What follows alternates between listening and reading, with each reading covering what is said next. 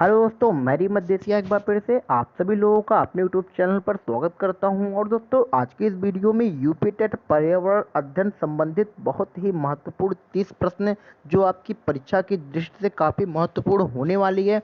तो दोस्तों, उम्मीद करूंगा आप लोग अंत तक जरूर बने रहेंगे, जिससे आप लोगों की बेस्ट तैयारी हो सके। तो यहाँ पे चलते हैं सबसे पहले क्वेश्चन की तरफ। तो लिखा है कि कर्क रेखा किस राज्य से होकर गुजरती है। तो कर्क रेखा भारत के झारखंड राज्य से होकर गुजरती है, और जो कर्क रेखा है भारत के कुल 8 राज्यों से होकर गुजरती है। तो यहाँ पे option B is the correct answer हो जाएगा। अगला क्वेश्चन देख लेते हैं कि निम्नलिखित में से कौन सी नदी एस्चुरी नहीं बनाती है। तो यहाँ पे जो एस्चुरी नहीं बनाती है वह महानदी है, क्योंकि महानदी जो आप लोगों की दोस्तों वह बंगाल की खाड़ी में जाकर डेल्टा बनाती है। तो यहाँ पे option D is the correct answer हो जाएगा। अगले क्वेश्चन पर चलते हैं। तो उत्तरी गोलार्ध में किस तारीख को सबसे बड़ा दिन होता है। तो उत्तरी गोलार्ध में 21 जून को सबसे बड़ा दिन होता है। तो option C is the correct answer हो जाएगा। अगला क्वेश्चन देख लेते हैं कि भारतीय संविधान को अपनाया गया था। तो भारतीय जो संविधान है वह किसके द्वारा अपनाया गया है। तो वह भारतीय संविधान जो है वह संविधानिक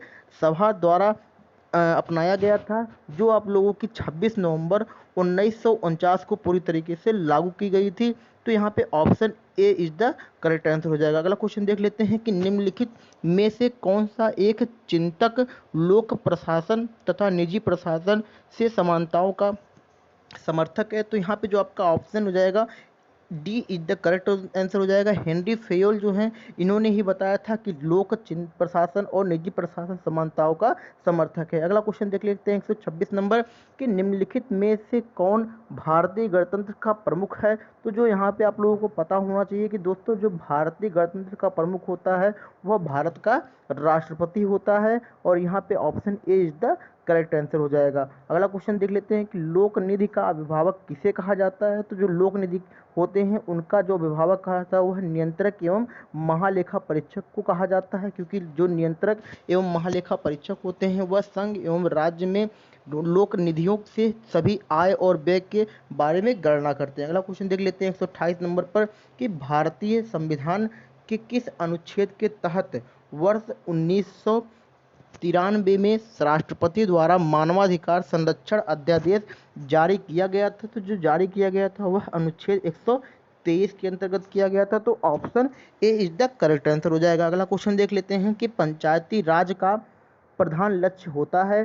तो जो यहाँ पे पंचायती राज्य का प्रधान लक्ष्य होता है वह ग्रामवासियों में शक्ति का विकेंद्रीकरण करने के लिए होता है। तो option C is the correct answer हो जाएगा। अगला क्वेश्चन देख लेते हैं कि प्रकाश का रंग निर्धारित होता है, इसके लिए क्या यहाँ पे कथन सही होगा। तो जो प्रकाश का रंग निर्धारित होता है उसके तरंग दैर्ध्य के अनुसार होता है। तो option B is the correct answer हो जाएगा। अगला क्वेश्चन देख लेते हैं कि पैलियो वनस्पति के अंतर्गत अध्ययन करते हैं। तो जो पैलियो वनस्पति होती है इसके जो अंतर्गत अध्ययन की जाती है इनमें से दोस्तों कोई नहीं की जाती, क्योंकि यहाँ पे जो आप लोगों का होता है जो पैलियो वनस्पति है इसमें जो अध्ययन की जाती है वह पादप जीवाश्मों में की जाती है।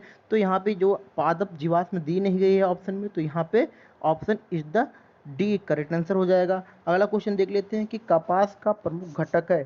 तो जो कपास है उसका प्रमुख घटक सेल्यूलोज होता है। तो option C is the correct answer हो जाएगा। अगला क्वेश्चन देख लेते हैं कि निम्नलिखित में से कौन विश्व का सबसे बड़ा पुष्प है।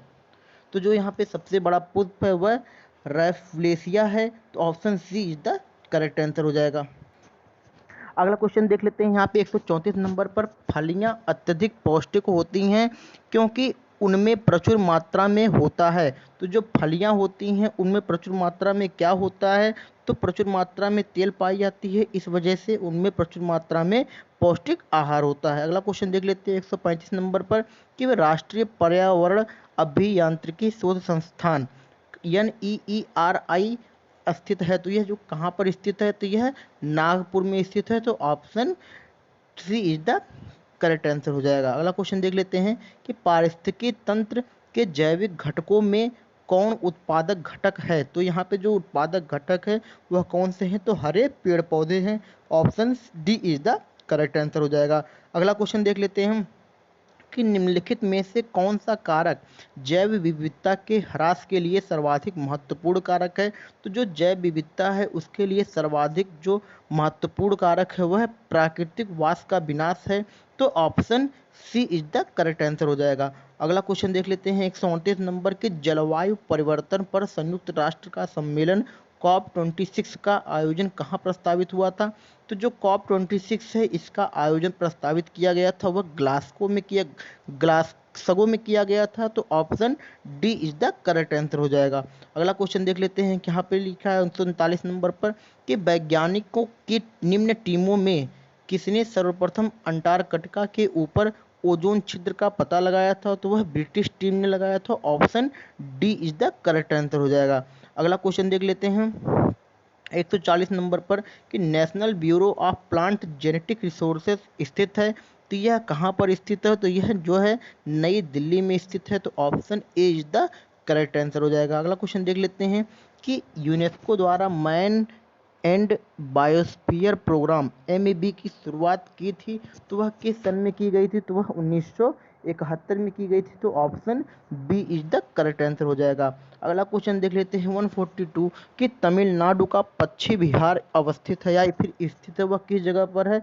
तो वह कारिकिली जगह पर स्थित है। तो option A is the correct answer हो जाएगा, जो चेन्नई से 86 किलोमीटर दूर पर स्थित है यहाँ पर। अगला क्वेश्चन देख लेते हैं क्या लिखा हुआ है आप लोगों का कि अम्ल वर्षा में नीचे दिए गए कौन से प्रदूषक वर्षा एवं जल एवं हिम को प्रदूषित करते हैं। तो वह कौन सा ऐसा है जो प्रदूषित करता है। तो यहाँ पे सल्फर डाइऑक्साइड जल के साथ और नाइट्रोजन ऑक्साइड दोनों जल के साथ मिलकर अम्ल वर्षा करके नुकसान पहुँचाते हैं। तो यहाँ पे option C is the correct answer हो जाएगा। अगला क्वेश्चन देख लेते हैं कि भोपाल गैस दुर्घटना का कारण था। तो जो भोपाल गैस है उसकी दुर्घटना का कारण क्या था। तो यहाँ पे आप लोगों को दोस्तों पता होगा, ये बहुत ही इंपॉर्टेंट क्वेश्चन है।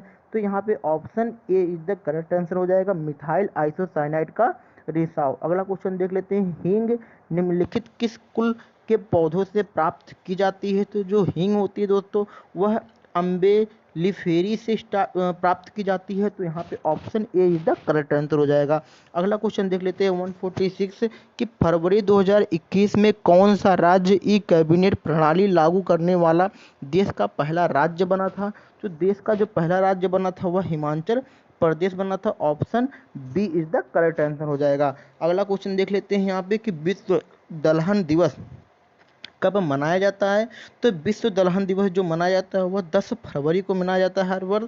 तो यहाँ पे option C is the correct answer हो जाएगा। अगला क्वेश्चन देख लेते हैं कि 5 फरवरी 2021 को किस राज्य ने निमोनिया के कारण शिशु मृत्यु दर में कमी लाने हेतु सांस अभियान की शुरुआत शुरू किया गया था। तो किस राज्य द्वारा शुरू किया गया था। तो यह जो शुरू की गई थी दोस्तों यह राजस्थान राज्य द्वारा किया गया था। तो यहाँ पे सॉरी दोस्तों यहाँ पे मध्य प्रदेश राज्य द्वारा किया गया था। तो option B is the correct answer हो जाएगा, जो बी यहाँ पे ऑप्शन करेक्ट हो जाएगा। अगला क्वेश्चन देख लेते हैं कि 26 जनवरी 2021 को गणतंत्र दिवस के अवसर पर नई दिल्ली में आयोजित परेड में उत्तर प्रदेश द्वारा प्रस्तुतिकरण के किस राज्यों केंद्रशासित प्रदेशों की श्रेणी में पुरस्कार मिला था। तो दोस्तों यहाँ पे जो मिला गया था वह उत्तर प्रदेश को मिला था, जो अयोध्या में सांस्कृतिक धरोहर मानी जाती है। तो यहाँ पे option B is the correct हो जाएगा। अगला देख लेते हैं लास्ट क्वेश्चन दोस्तों है कि 25 जनवरी 2021 को केंद्र सरकार द्वारा सेना के वीरता पुरस्कार की घोषणा की गई। इसमें किसे महावीर चक्र से सम्मानित किए जाने की घोषणा की गई। तो यहाँ पे जो दोस्तों घोषणा की गई थी वह कर्नल बी संतोष बाबू को किया गया था। तो यहाँ पे option A is the correct answer हो जाएगा। और दोस्तों यह इन्हें मरणोपरांत दिया गया था। तो यहाँ पे दोस्तों आप लोगों के लिए 30 बहुत ही महत्वपूर्ण EVS के प्रश्न थे जो आप लोगों की परीक्षा की दृष्टि से बहुत ही महत्वपूर्ण है। और दोस्तों आप लोगों को अगर इन सभी प्रश्नों के PDF चाहिए तो आप लोग मेरे टेलीग्राम चैनल जिसका रवि विद टेट सीटेट पर जाकर ज्वाइन हो जाएं। वहाँ पे आप लोगों को जितने भी PDFs होंगे सभी सब्जेक्ट के बराबर मिलते रहेंगे। दोस्तों आज की वीडियो में बस इतना ही। आगे आप लोगों के लिए और अच्छे से अच्छे वीडियोज़ और अच्छे से अच्छे प्रश्न मिलते रहेंगे जिससे आप लोगों की तैयारी अच्छी बन सके। Thank you.